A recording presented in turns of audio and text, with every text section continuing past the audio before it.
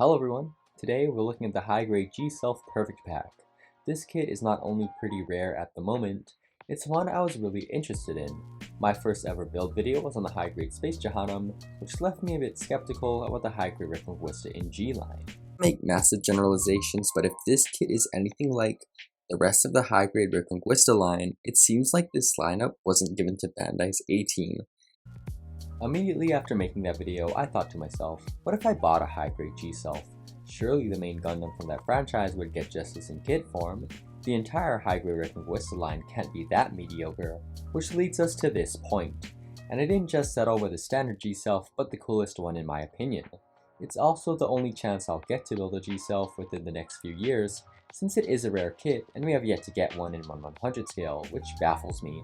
There isn't even a full mechanics kit of this 8-year-old design, yet a Master Grade Eclipse Gundam exists before the web manga is complete. Bandai's Master Grade situation is a topic I have feelings on, but won't discuss here.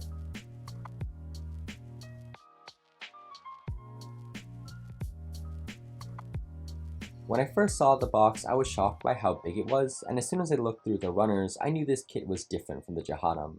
The plastic looked modern, and the gates were small enough to believe that the kit was from 2015. It had the most amount of clear plastic I've seen in a standard Bandai release, and the actual plastic colors are nice.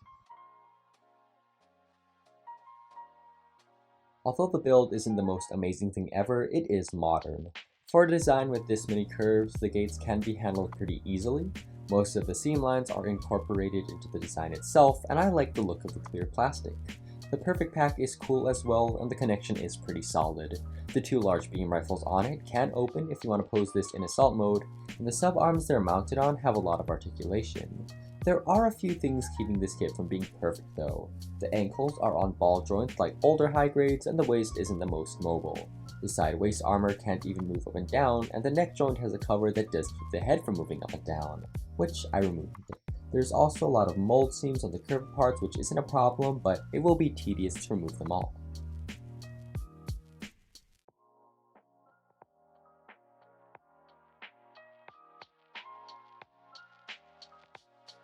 After priming with Mr. Surfacer 1000 and a light coat of Tamiya TS17 gloss aluminum, I started painting. I start off with all the joint parts and other mechanical details using Basalt Gray, which is pretty much standard at this point. It's just a nice gray, which is dark yet neutral at the same time. Perfect frame color in my opinion. I wanted to do something pretty subdued since I feel a lot of painted G-Selves are really bright, which does fit the aesthetic of Reconquista, but I'm doing the exact opposite. The concept I'm going for is a mass-produced G-Self, and went for a color I'm calling Industrial Turquoise, which has lots of gray tones. As you see me mix the paint, note how I started off with the brighter colors first. Starting off with the lighter colors and mixing after adding each new color allows you to get a better feel of the color earlier and helps with paint conservation since darker colors do eat up lighter ones. This color is one I took from the pre-production Gundam of Frith, and I'm not ashamed to say it, it is a nice color, and although I have mixed a similar color before, I am basing the overall color scheme on that pre-production of Frith. It's gonna be interesting comparing this kit to that Gundam if it ever makes it into kit form. One thing I saw while working with this color is how much it darkened. I painted this over a couple days and I thought I forgot a color in the mixture. Colors do darken as they dry, but the difference between wet and dry was pretty remarkable for this one. This is one of my favorite colors I've painted. It has a vintage feel. If a 1950s refrigerator was turned into a mech, this color wouldn't be out of place on it. It's an interesting contrast too, having this vintage color on a Gundam supposed to be from hundreds of years in the future. If you're unaware, Reconquista takes place in the Regal century, which happens in the same universe as the Universal century, but after the events we know in UC Gundam. So technically, this is the newest Gundam, chronologically speaking, for that particular timeline. I took a quick break and started to paint the eye since I bought a new metallic and was excited to test it out. I'm using Vallejo's liquid silver and alcohol-based paint. This paint is interesting because it has actual metal pigment which can rust when in contact with water. I'm a bit unfamiliar with this kind of medium, but for small details like this, I have no complaints, and because this is alcohol based, I kind of stipple it on, choosing to build it up bit by bit. I'm then using some fluorescent green for the lenses on the eyes. The G-Self has yellow eyes, and I actually wanted to have yellow eyes, but while doing some tests, my clear yellow wasn't transparent enough and killed the shine. The clear yellow also dried flat as opposed to the gloss of the fluorescent. And I didn't mention it earlier, but before the metallic, I painted the entire eye parts black. This helps the metallic show up better, but it also helps with the fluorescent. I tend to swamp the detail in paint to achieve an even coat on the entire surface, but I did get some spillage on that eye part. But because I'm painting over black, the fluorescent just didn't show up. It did leave some slight gloss, but in terms of color, nothing is there.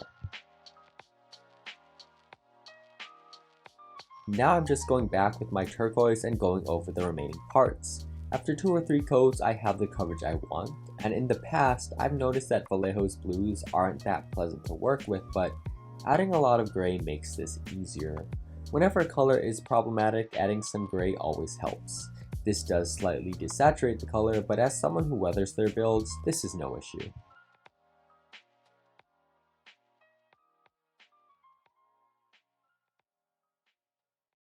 Now I'm using some German gray to break up the large areas of turquoise. As far as color placement, I think it's standard stuff for an accent color. I just add a little on the elbows, knees, front hatch, and chest vents.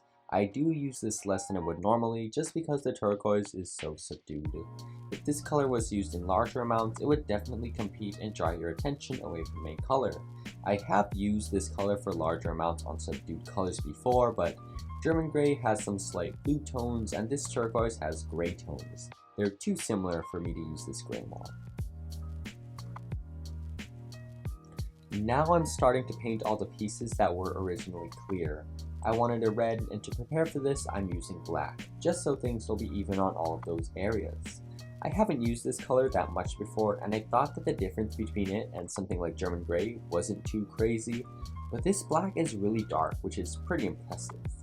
Painting over the clear parts was a decision that I was super conflicted about. I liked the look of the clear blue, and all those parts felt like such a highlight for this kit, but the clear blue looked too nice and was so pristine, which wouldn't have fit with my weathered aesthetic. I also don't think the blue color would have matched with the industrial turquoise as well as the red would. Afterwards, I start to paint on the liquid silver. Like before, I stipple this on, and after each application, I leave it alone until it dries. This does take a while, since it doesn't dry completely uniform, but has all these swirly patterns. While working with this paint, it is important to shake up the bottle every few minutes to circulate the pigment again, since it does tend to settle towards the bottom of the bottle. I realized this during painting when some coats looked a bit dull. It may just be me, but this paint seems like it dries kind of sticky. I didn't test out the theory while painting for obvious reasons.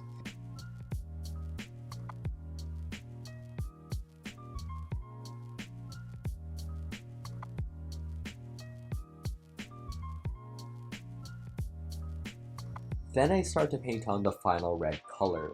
This ended up being a little more complicated than it seemed, so the application was split up into 2 parts. The first was using just transparent red. I may have painted this on too thick since it dried flat and covered up most of the shine from the liquid silver.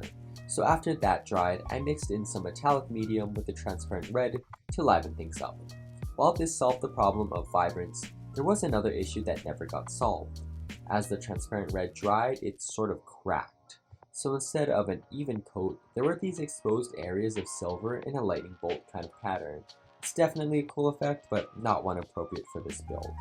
At this point, my guess on why this happened was because of the liquid silver, but wasn't able to confirm it yet. I was able to cover up the lightning bolt pattern by getting some transparent red only in the cracks, and while that evened out the color difference, there were still some faint cracks in the finish.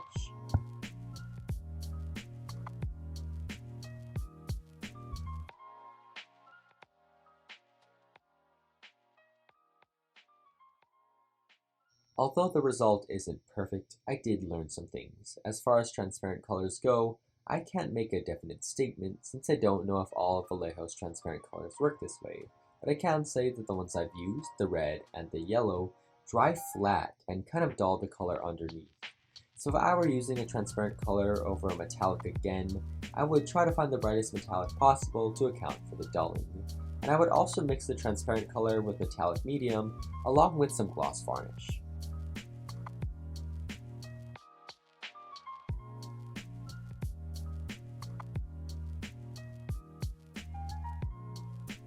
Now I'm doing physical chipping with metal tweezers. Because of the cracking on the red areas, I am being very heavy with this. The lighter metallic color underneath the industrial turquoise also makes the chipping more obvious, which is something I take into account whenever I choose the metallic for these undercoats. But because of all the red, I have to be careful as not to scratch those areas up, and there's a lot of red. So there's this weird midpoint where I'm being heavy with the chipping to tell the story I want, yet being careful enough to restrict the chipping to where I need it to show up. On this build, I think the chipping is very important because it gives some interest to an otherwise plain color scheme. Even with all the red, it is only 3 colors. I didn't even count the Basalt Gray on the frame since it's super neutral and almost disappears. It's time to add a wash. In past videos, I've said how there are a few ways to apply a wash, yet I've only showed a pin wash, where I use a superfine brush around all the details. But there is an alternative, which I'm doing here. The general principle is the same. I apply some wash around all the details, but I brush the paint on the entire surrounding area of a detail and then clean off the excess. It's also worth noting that there's no semi-gloss underneath, which results in a messier look. And this is the way I do washes on weapons. Because there's no semi-gloss underneath, I do work on small portions at a time, so I don't have the wash dry in places I've forgotten about. These washes do dry slower than if I made a wash myself out of just normal acrylic, but it doesn't hurt to play it safe.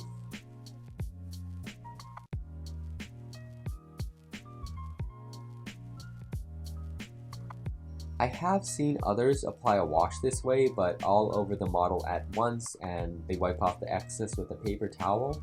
And while this does work, I like how controlled I can be doing cleanup with a brush, and I can create the patterns I want.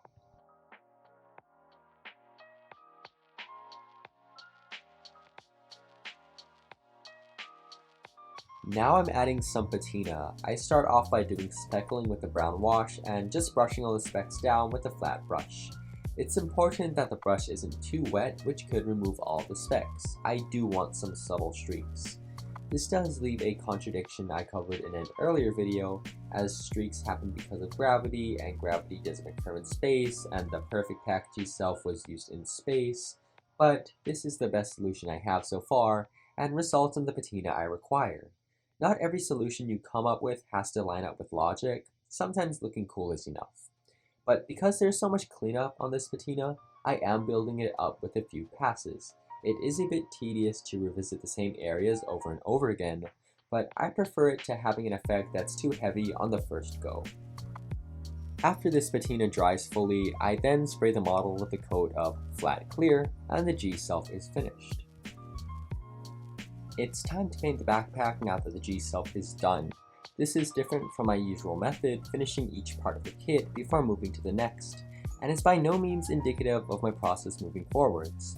It's just that I didn't feel like painting the backpack until now. To be more specific, I didn't want to paint those large beam rifles on the sides. It's a somewhat complex assembly with curved areas that'll end up red. As usual, the weathering process is the exact same as the G-self, but condensed down to time-lapse footage only. I did use a different metallic underneath the clear red, and I mixed the clear red with metallic medium from the get-go, which left no cracking. This did confirm the theory I had earlier about the liquid silver being responsible for the cracking effect. If I had to guess why, it's because the paint is alcohol-based and dried glossy, which prevented the water-based acrylic on top from covering the entire surface. I have run into similar effects using very thinned out acrylic on top of the metallic undercoats, but this was just different. I do go back and forth several times with color placement. At first I wanted everything in this lighter blue-gray to show how the perfect pack was added to the G-self at a later date, but I do use some of the industrial turquoise to make things coherent. And after this is done, I just paint the remaining parts off screen because that footage would be a bit redundant. After all, this is my process for weathering weapons. I chose not to paint the shield though, since I don't like the design, and not including parts in the final photos does keep you all from learning about what the kit looks like in its entirety, but it's just a shield.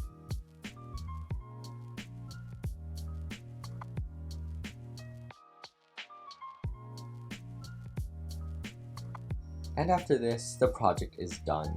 This did take longer than I thought, and I wasn't even planning on painting it, but I do like the result even if there are some issues. If you liked the video, consider supporting the channel by liking, commenting, and subscribing. I want to thank you all for watching, and I'll be seeing you in the next video, whenever that is.